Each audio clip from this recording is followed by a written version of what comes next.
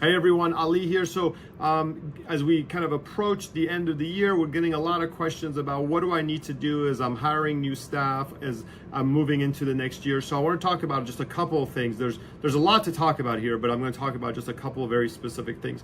The first thing is, please don't forget, no matter where you are in the country, that there are somewhere between 12 to 20 some documents that you need to have for each and every employee, right? So some states have much more documents, and like California, and some other states have less.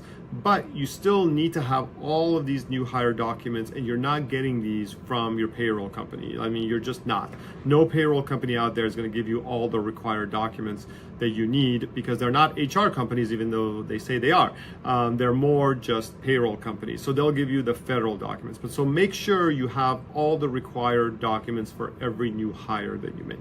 The second thing is you got to get an employment manual. If you don't have one, make sure you get an updated one going into 2025. Super important to have it. If you have an old one for this year, it's fine. Just use it until the end of the year, but then, start to transition to a new one for next year.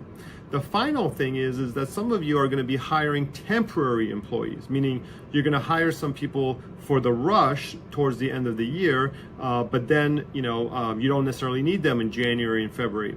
If you're going to hire temps, make sure the contract or whatever that you give them says that they're going to be employed from this date to January 15th or January 31st, whatever date you're comfortable with, so that if you don't want to keep them after that, you don't have to, you're not stuck with them.